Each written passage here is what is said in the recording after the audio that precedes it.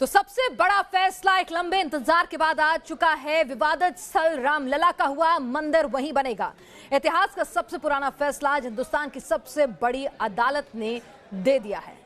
आपको बता दें कि सदियों से चले आ रहे विवाद को खत्म करने के लिए 5 जजों की खंडपीठ ने एक राय से यानी सर्वसम्मति से फैसला दिया है कि अयोध्या में विवादित जमीन पर ही राम मंदिर बनेगा और इस मंदिर को बनाने के लिए सुप्रीम कोर्ट ने केंद्र सरकार को एक ट्रस्ट का गठन करने के आदेश दिए हैं। केंद्र सरकार ने ये काम 3 महीने के भीतर पूरा करना है, ये भी कोर्ट ने कहा है। आपको बता दें कि क्या कुछ सबूतों का जो है आधार रहा है, उसके बारे में भी आपको जानकारी दे देते हैं।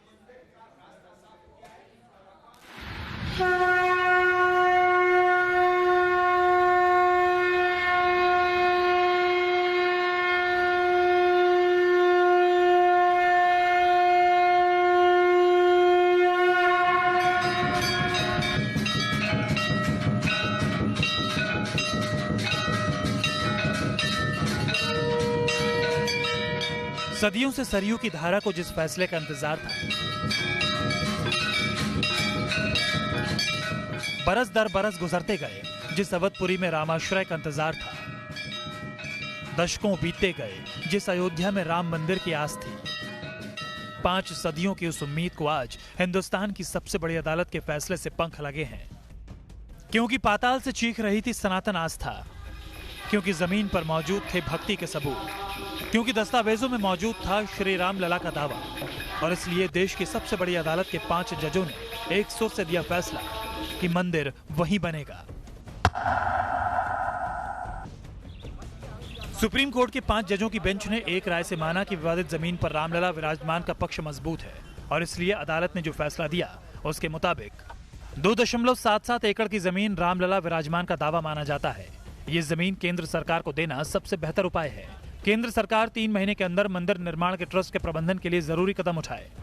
क्या सुप्रीम कोर्ट ने 500 साल का जो इतिहास था उस पर एक नया इतिहास बना दिया है और कहा भव्य राम मंदिर बनने का मार्ग प्रशस्त कर दिया है और आदेश दिया है एक ट्रस्ट रहेगा, ट्रस्ट को जमीन दी जाएगी और वहाँ मंदिर बनेगा, रामलला का मंदिर बनेगा।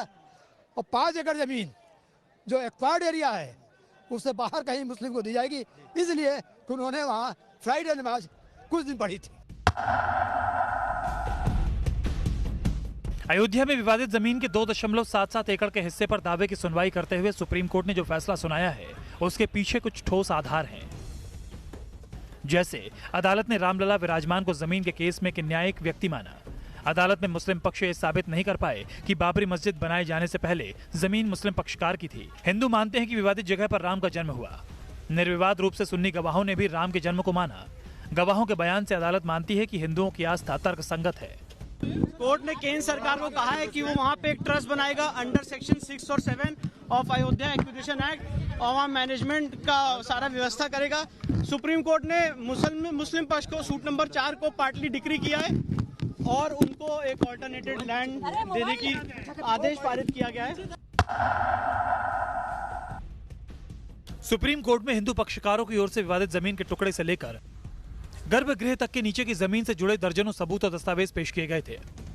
इन सबूतों और दस्तावेजों में आर्कियोलॉजिकल सर्वे ऑफ इंडिया की ओर से की गई खुदाइयों में मिले सबूत थे। उन खुदाई में जमीन के नीचे मिले स्ट्रक्चर से लेकर खंभों और बर्तनों तक के सबूत थे। इसके अलावा अयोध्या की यात्रा पर आने वाले विदेशी यात्रियों से लेकर संस्मरणों तक के दस्तावेज पेश किए गए, जिनसे अदालत में साबित हुआ कि ESI की रिपोर्ट को खारिज नहीं किया जा सकता और ESI रिपोर्ट से ही साबित होता है कि जमीन के नीचे स्ट्रक्चर था और वो गैर इस्लामिक था।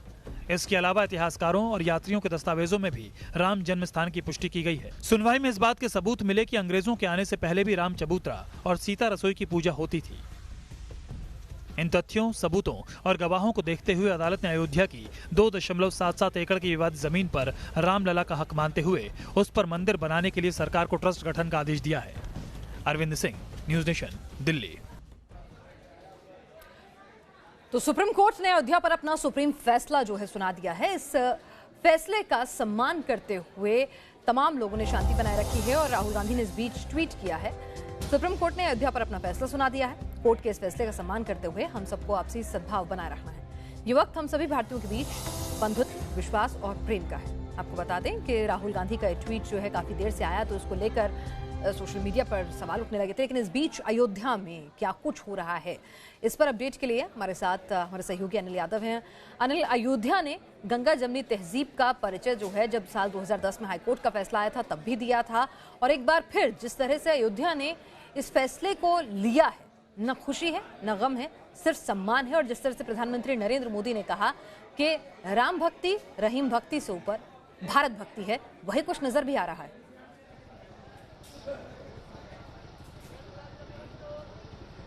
बिल्कुल, देखिए अयोध्या अपनी चाल से चलता है। ये चाल हालांकि बहुत दिल्ली और एनसीआर के मुकाबले थोड़ी सी सुस्त है, तो उस सुस्त रफ्तार से आज भी अयोध्या चल रहा है। लोगों को इंतजार तो था कि वर्डिक्ट क्या आता है कोर्ट का, उस पर निगाहें बनी हुई थी, लेकिन अयोध्या पर बहुत ज़्यादा इसको लेकर कोई तनाव नहीं दिख रहा है। हालांकि इस तरह से बैरिकेटिंग और पुलिस फोर्स की आप चप्पे चप्पे पर देख पाएंगे। रोजमर्रा के मुकाबले आज श्रद्धालुओं की भीड़ भी बहुत कम है। हालांकि इसकी एक वजह यह भी है कि बैरिकेडिंग लगा दी गई, शहर में कोई वाहन एंट्री नहीं पा रहा है, चप्पे चप्पे पर इस तरह के नाके बनाए गए हैं। लेकिन अयोध्या के लोगों से जब हमारी बात हुई तो उन्होंने कहा कि बहुत संतुलित फैसला है, इसका हम स्वागत करते हैं, कोई विजय जुलूस हम नहीं निकालेंगे और किसी तरह का जयघोष नहीं कहेंगे।